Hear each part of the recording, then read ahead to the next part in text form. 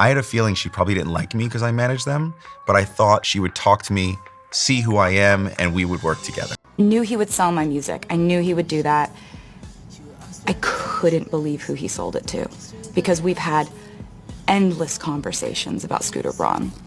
The Kelce household and their extended pop culture universe are giving us everything: drama, loyalty, chaos, and a little sprinkle of cat slander. From shady lyric decoding to parenting plot twists, it's all unfolding like a reality show we never knew we needed.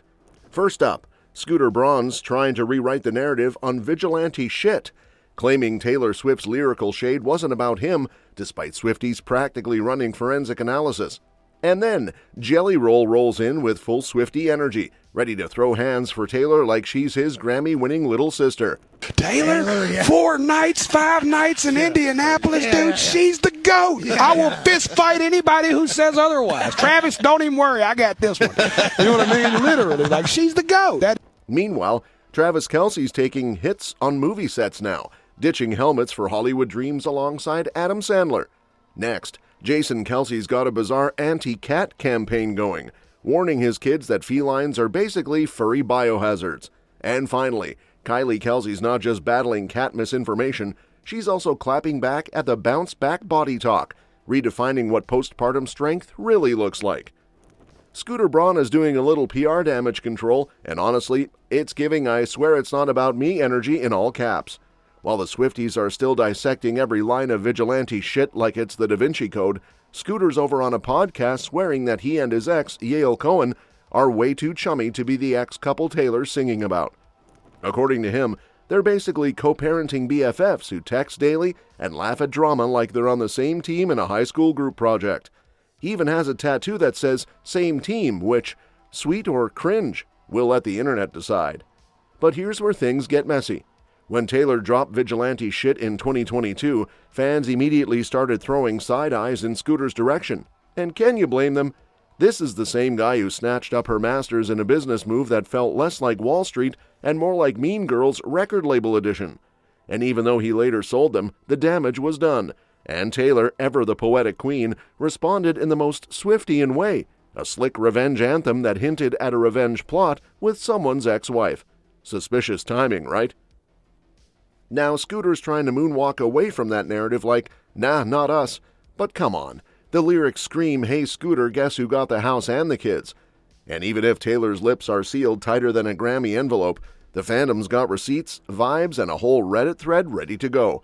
And while Scooter says great strategy move about the song, you just know that line was dipped in passive-aggressive energy. So now, the exes are apparently besties, Taylor's got her masters back, and we're all left wondering if this song was just another lyrical drive-by in the never-ending Swift versus Scooter saga. Enter Jelly Roll, the country crooner with a heart of gold and a vibe that screams tattooed teddy bear who will throw down for a cause. And right now, that cause is Taylor Swift. Yep, while Travis Kelce might be her man on and off the field, Jelly Roll's out here auditioning for unofficial Swiftie security with lines like, I'll fistfight anyone who says she's not the GOAT. We see you, Jelly. We hear you, and we stan. Taylor, 4 nights, 5 nights in Indianapolis, dude, she's the GOAT. I will fist fight anybody who says otherwise. Travis, don't even worry, I got this one. You know what I mean? Literally, like, she's the GOAT. This dude rolled up on the Pat McAfee show ready to scrap. Not literally, but the energy was peak Swiftie on a mission. He didn't just call her great, he knighted her as the queen of emotional bangers, era-defining albums, and friendship bracelets. And then he told Travis to take 5 like, don't worry bro, I got this one. Picture a 6-foot-something country singer stepping into the ring with internet trolls like, you mess with Tay, you mess with me. Iconic. But he wasn't just tossing compliments like confetti. Nope, Jelly got deep. He talked about how going to a Taylor concert is basically the Met Gala for suburban couples.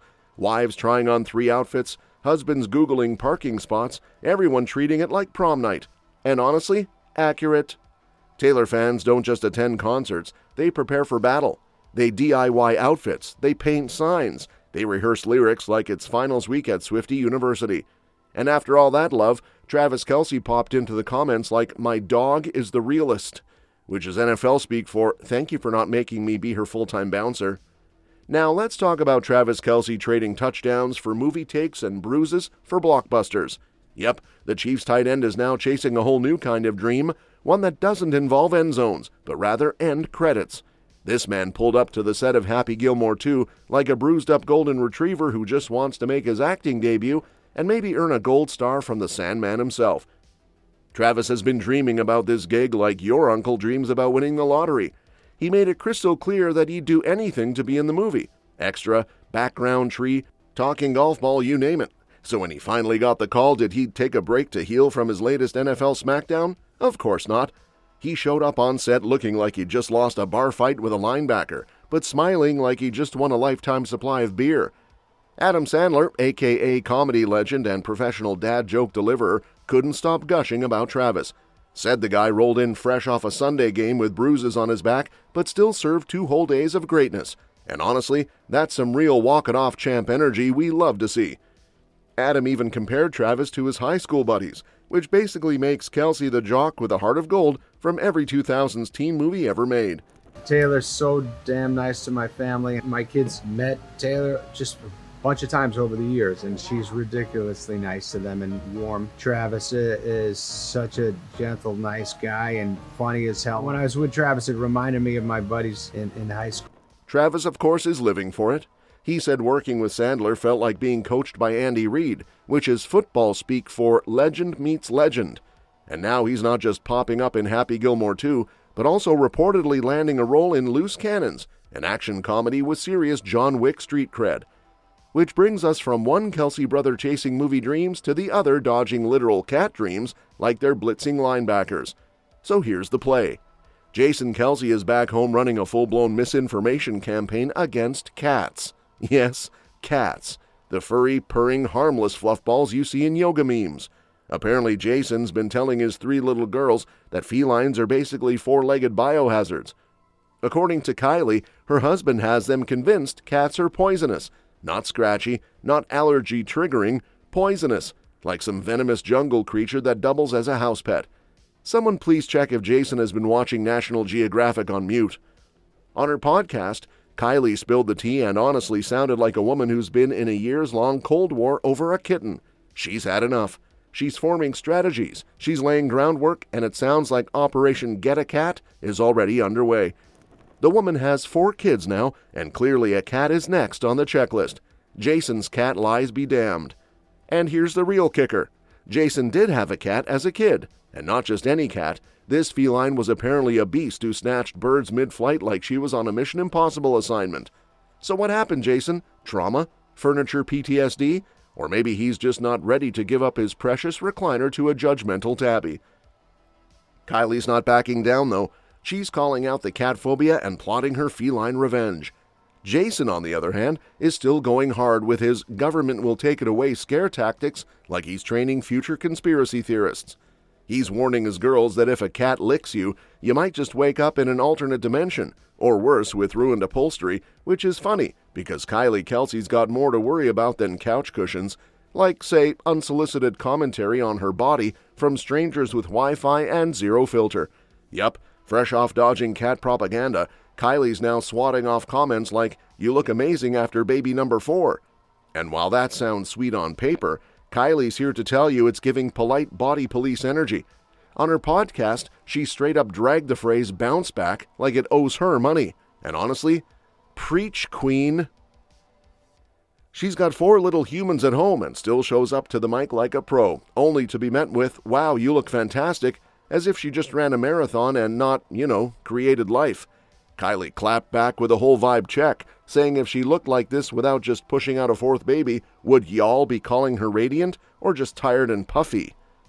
She's not mad at compliments, but let's not forget, stretch marks don't bounce back, sleep doesn't magically regenerate, and the boobs? Yeah, they've got their own zip code now. And don't even get her started on comparisons. Trying to match your body to your pre-kid self? That woman wasn't sleep-deprived, covered in baby spit-up, or negotiating bedtime treaties with a toddler UN General Assembly. And it's not just strangers throwing shade. Apparently her eldest daughter has been moonlighting as a tiny truth-teller. Recently, the kiddo poked Kylie's belly and casually declared, "Looks like you still have a baby in there." Ouch. Kylie took it like a champ. Well, sort of. Between cat lies, stretch mark reality, and pint-sized roast masters at home, she's redefining what bounce back really means. Showing up, speaking out, and looking fabulous despite the chaos. Not because she's erased it. Because some stretch marks, they're not flaws, they're sexy little survival stripes. That's all for this video, folks. See you next time.